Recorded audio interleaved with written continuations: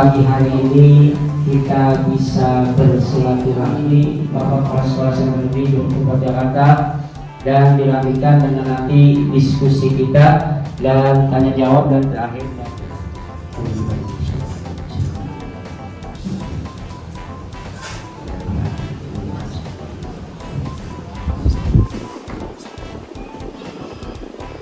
Amin ya rabbal alamin.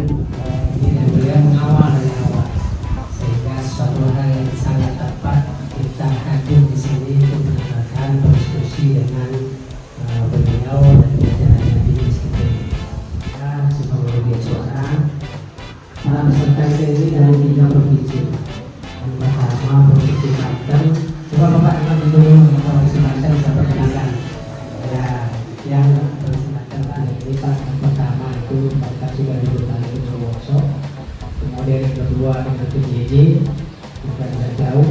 Kemudian yang ketiga adalah klasikal.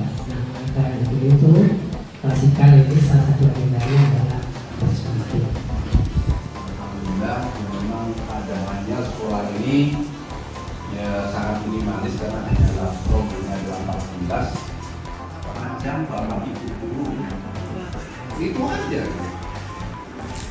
Jadi itu manakala bapak ibu itu mau berubah, bapak ibu nanti jadi tutor, jadi instruktur di wilayah masing-masing.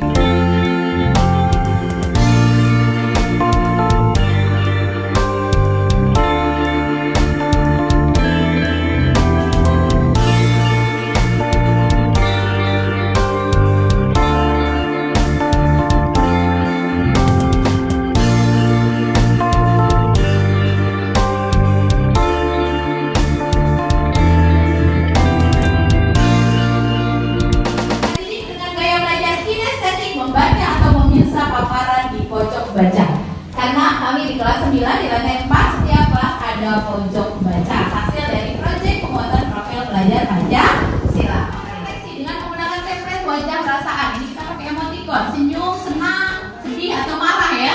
Kemudian guru memberikan umpan balik wajah perasaan yang telah digambar peserta didik. Itu adalah refleksi terbimbing. Koneksi antar materi.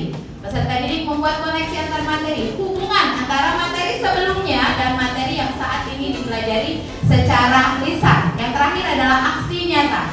Peserta didik mengerjakan asesmen sumatif terkait materi yang telah dipelajari di buku tulis. Peserta didik menyajikan jawaban tersebut dalam bentuk poster atau peta konsep atau PowerPoint atau video sesuai dengan minat peserta didik. Ini adalah diferensiasi produk. Jadi apa syaratnya sebelum mendiferensiasi? Asesmen awal, ya, baik kognitif maupun harus direfleksi. Gak usah repot-repot ibu bapak cukup bertanya bagaimana penampilan ibu hari ini.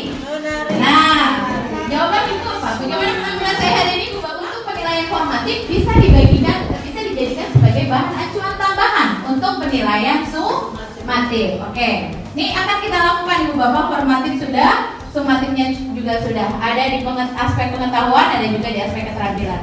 Boleh nggak KKTP melibatkan peserta didik untuk menentukannya? Boleh, karena KKTP tidak boleh berupa angka mutlak. Oke? Masuk nggak di dalam modul ajar KKTP? Masuk. Termasuk nanti format asesmen sumatifnya akan kami kirimkan ke Bapak Ibu. Ya, tepuk tangan. Ada 3 proyek minimal yang harus diambil, 3 tema. Jumlah guru yang mengajar, misalkan ada 15 guru, berarti 15 dibagi 3, berarti satu tim ada 5 orang, diketuai oleh 1 ketua proyek atau koordinator proyek. Kemudian menentukan tema proyek. Siapa yang menentukan tema proyek? Dilakukan pada saat rapat kerja. Tema apa yang akan diambil? Kalau sudah ditentukan temanya, tim proyek sudah terbentuk, buat topik yang spesifik. Topik yang spesifik yang menentukan adalah tim proyek. Disesuaikan dengan, kalau kami di 284 kami sesuaikan dengan rapor pendidikan. Contoh, di rapor pendidikan 284 tahun sebelumnya tingkat perundungan meningkat 2%. Maka kami mengambil tema bangunlah jiwa dan raganya dengan topik ciptakan lingkungan anti perundungan. Ini adalah topiknya Ibu Bapak.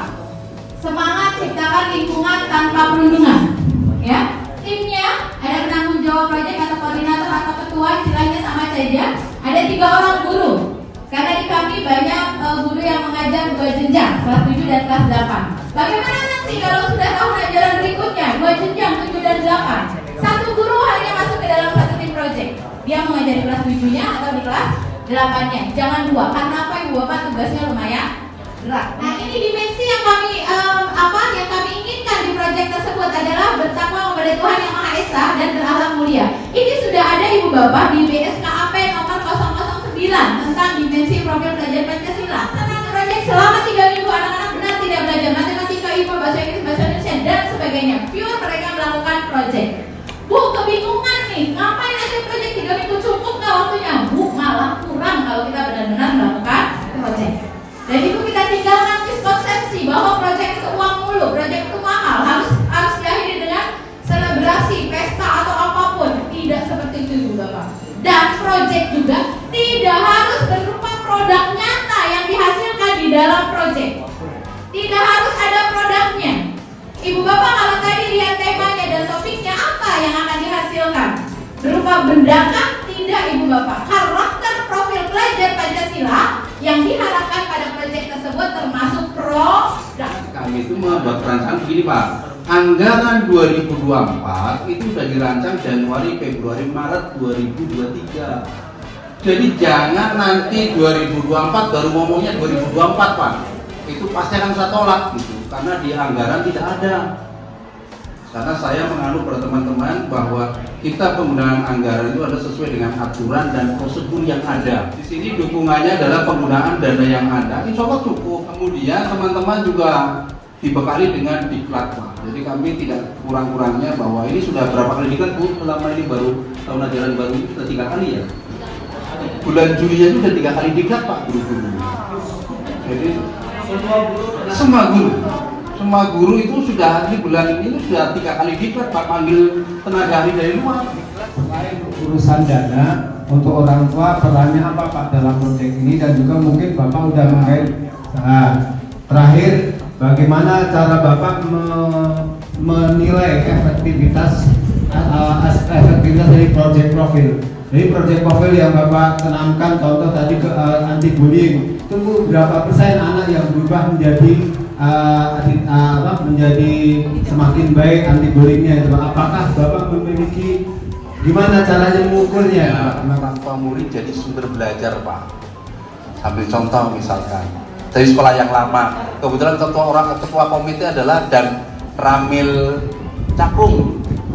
Saya minta beliau untuk jadi narasumber kaitannya dengan kedisiplinan, contoh-contoh baik apa yang pernah beliau itu lakukan yang bisa dicontoh oleh anak-anak. Tentunya adalah kaitannya pembentukan karakter. Kata wabillahi taufiq wal hidayah. Wassalamualaikum warahmatullahi wabarakatuh. Bapak Ibu sekalian, demikianlah pertemuan kita pada siang hari ini. Mudah-mudahan kegiatan-kegiatan yang kita laksanakan pada hari ini akan menambah ilmu kita buat kita di masa yang akan datang untuk perbaikan anak-anak kita. Bapak Ibu sekalian, demikianlah acara kita dari awal hingga akhir. Dan mari kegiatan kita akhiri dengan pembacaan doa. Bismillahirrahmanirrahim. Alhamdulillahirabbil alamin. Hamdan syakirin, hamdan na'imin, hamdan yuafi ni'amahu wa yukafi mazidah. Ya Rabbana lakal hamdu wa lakal syukru kama yanbaghi li jalali wajhikal karim wa 'azimi sultanik. Allahumma akhirna in nasina aw akhtana. Rabbana wa la tahmil 'alaina isran kama hamaltahu 'alal ladzina min qablina. Rabbana wa la tuhammilna ma la taqata lana bih. Rabbana wa la tuhammilna ma la taqata lana bih. Wa'fu anna waghfir lana warhamna anta maulana fansurna 'alal qaumil kafirin. Subhana rabbika rabbil izzati amma yasifun wa salamun 'alal mursalin walhamdulillahi rabbil alamin. Assalamualaikum warahmatullahi wabarakatuh.